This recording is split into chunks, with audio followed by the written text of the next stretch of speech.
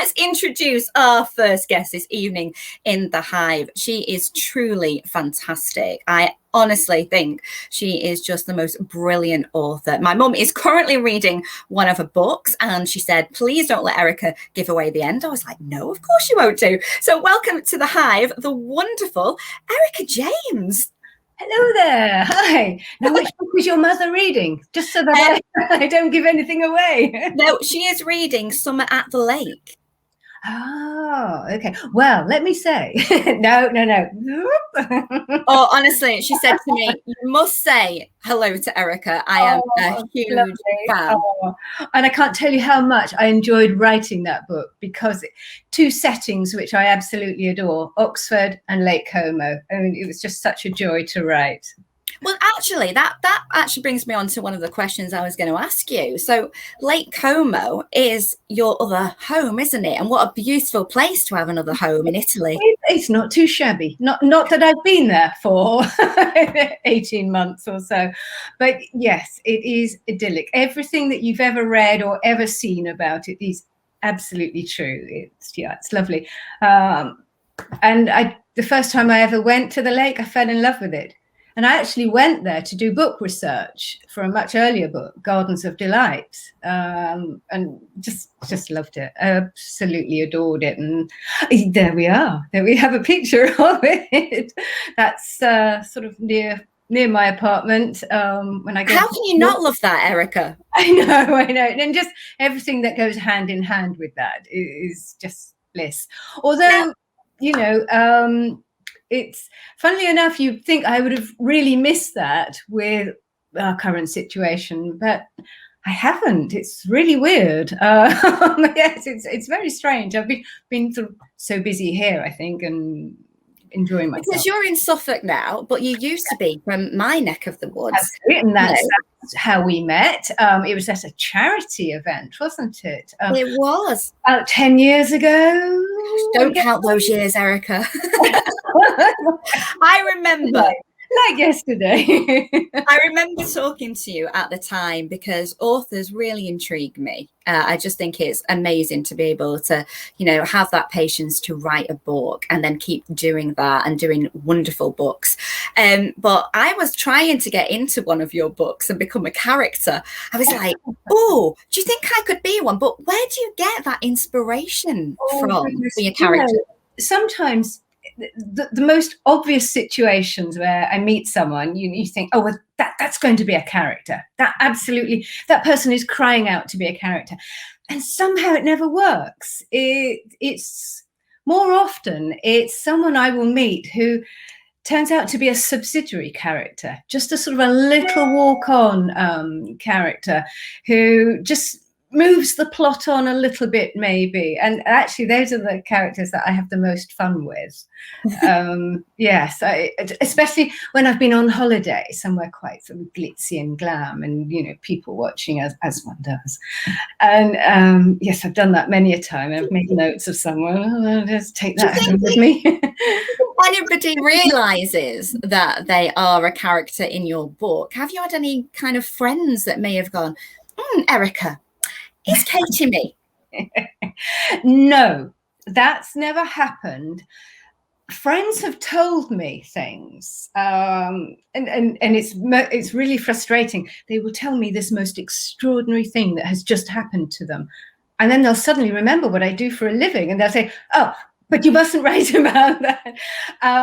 Sometimes I've waited a few years, and then I've turned it upside down and twisted it round and come at it from a different angle. And I've managed to use the core of what they've told me in an unexpected way. But yes, that's happened many, many times over the years. But I've never sort of taken a friend sort of wholesale, put them in a book. I might have taken something that they've said or done and thought, well, that's very interesting. And then I've just taken that. I am like a magpie. I steal anything that's bright and shiny. Yeah. Oh.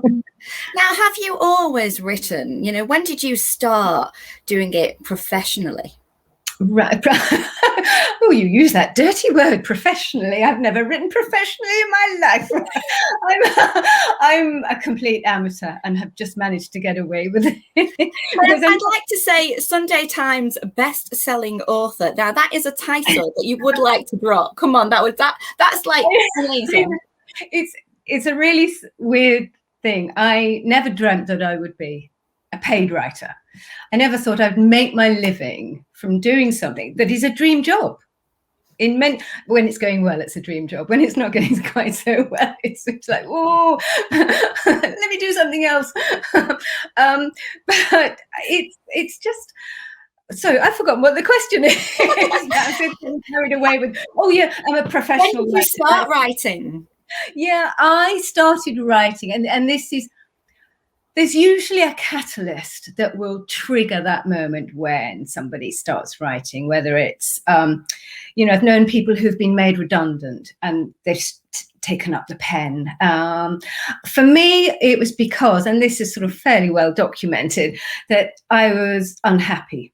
I was in a very, it was a hard time in my life. Marriage going wrong, but not really understanding what was going wrong. And so I'd always loved to read and thought that it was just a crazy thought one day that if I love to read and I lose myself in a book, could I do this? Could I lose myself in writing a book? And I always say that wasn't arrogance that made me think that I could possibly do that. It was sheer ignorance. It was just this love of losing myself in a story. So really it boils down to escapism. I wanted to escape what was going on in the real world around me. So by creating a world of my own on the page and a world that I could control, that was really all that I didn't know that was going on inside my head. I couldn't have articulated that.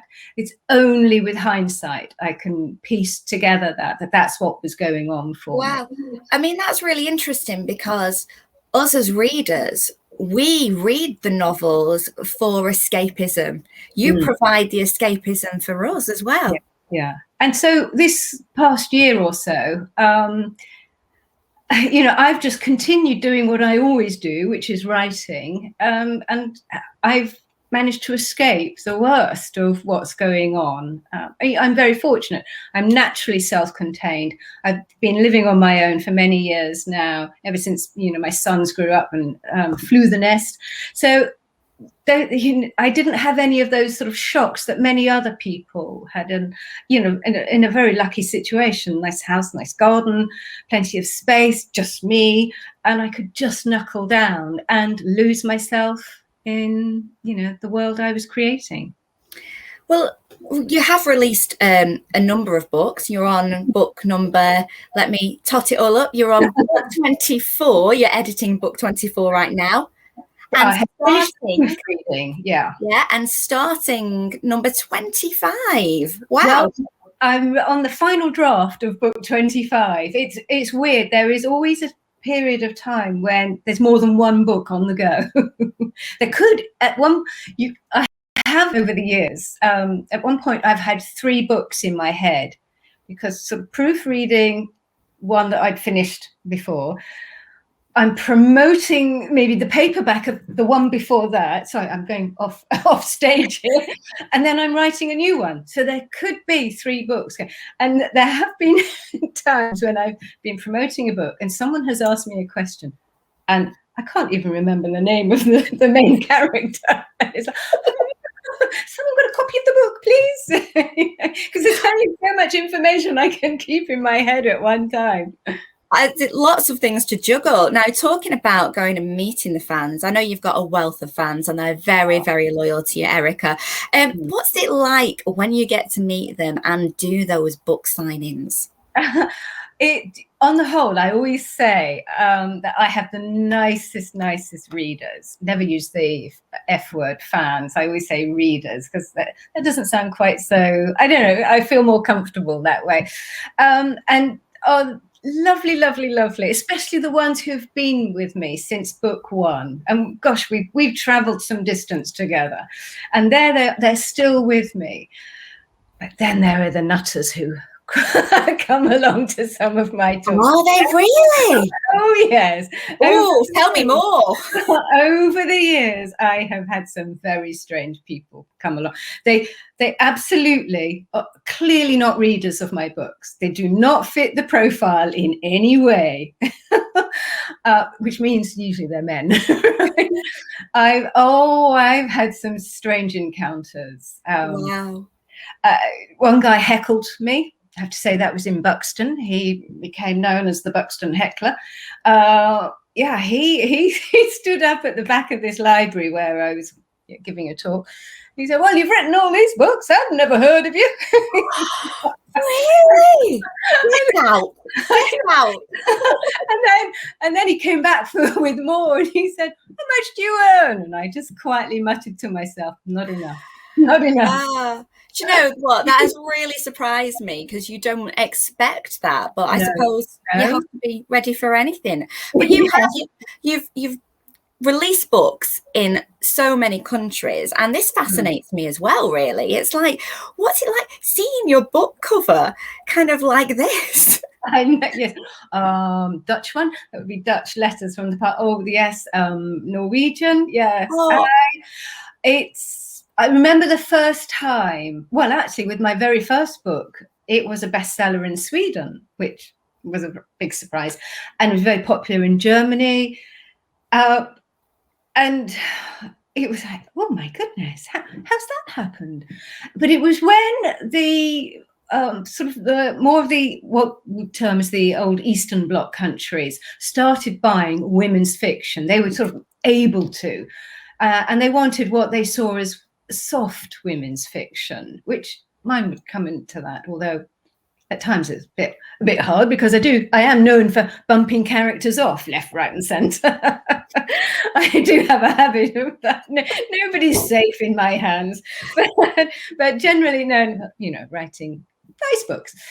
So when it's countries like Latvia started buying the books, it just seemed really like, wow, gosh, how has this happened? But Norway is the most extraordinary. I've been number 1 there, and number 4, and that's not to boast. That's just me being totally surprised by that happening. And the Norwegians love to read. They adore to read, and every Easter they go off to their cabins in the woods, and sometimes without power or anything like that. But they take books with them. Easter is a massive market for books, and because that's when they go. They have a really sort of good length of holiday, and they go off and read. They go off and hike and read. Amazing. Well, you know who else has a great love of books? My son Harry. Oh, how wonderful. Harry is 6 years old. He's about to turn 7 in October, and he just adores reading, always has, and we love it. We really encourage it, and he likes to do book reviews on this show here on Live in the Hive. So he has got a question for you. So are you ready for this, Erica? Yes, standing by. As you see here, I have got my new David Williams book, and I read it all in just 3 days, and it is a big book, Mega Monster. And can you give me some tips to be an author too? Because I'm really good at writing books. Wow.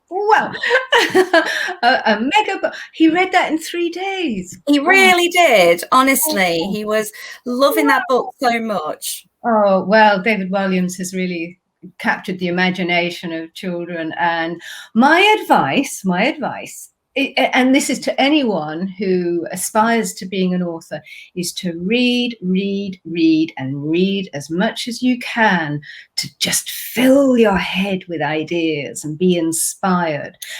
Don't then go and rewrite a book, but just be inspired. What is it about David Williams' books that Harry enjoys? I think it's the creativity, you know, and the characters as well. Because those are the things that he needs to explore himself, you know, to create his own characters that he wants to spend time with. Because that's what I do, you know, with my work. You know, having said that, it's not just the nice characters I want to spend time with. It's quite, you know, the nasty characters as well, because they're such fun. I wouldn't want to be with these people, you know, don't get me wrong. But they're good to write. Yes, definitely. And to understand why they do these terrible things. But yes, you need to create a little mini universe where you want to be. Well, absolutely. That, do you know what? I'm going to tell Harry that, and let's see, fingers crossed. Yes. Who knows in the future, Erica? Watch this space, as they say. But we do have to watch this space with you, because, you know, you have got a book out at the moment. You've got Letters from the Past. Now, that was out earlier this year, wasn't it? Yes. And as you say, you are proofreading number 24 as we speak. Have you got any little nuggets you can share, or is your lips tightly sealed as to what we can expect? I can't Erica, I thought we were friends. I can't share the title, not even with you, Michelle, much as I would like to, because it's been totally vetoed. It's a brilliant title, I have to say.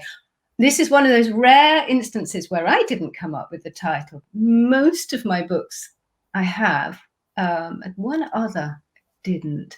But with this one, my editor, she read the manuscript and we were talking about titles, and then she just sort of emailed me one day. She said, Erica, what about this title? And I just knew, perfect. But I can't tell you what it is.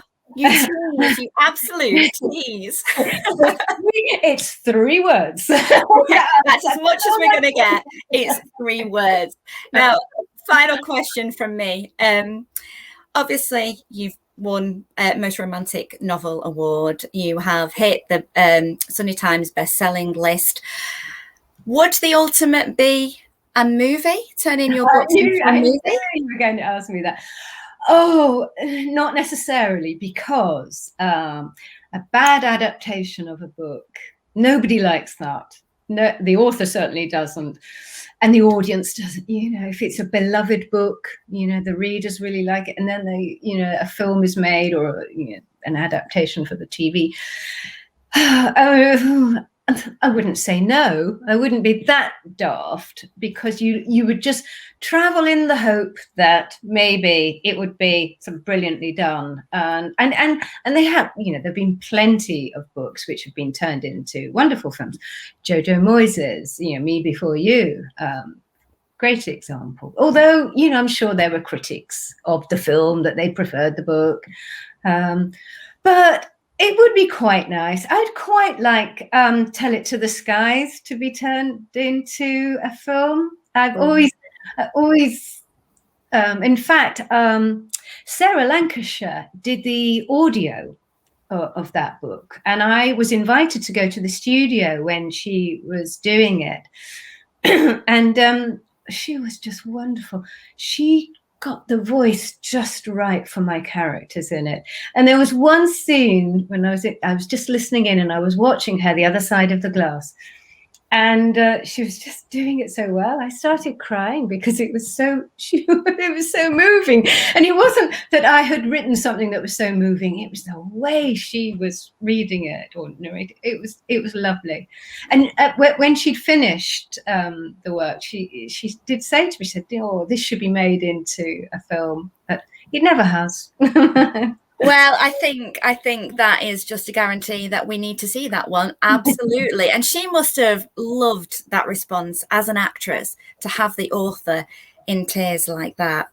Yeah, well, I don't know whether she saw. I was probably a bit embarrassed and thinking, "Pull yourself together, Erica." You know? But that's probably one of my favorites, or that's ever been narrated, because I have to say, over the years there have been some slight not so good ones. But, well, we'll forget those. We'll gloss over those. Absolutely. Oh, it's been wonderful chatting to you. Thank you so much for being on the show.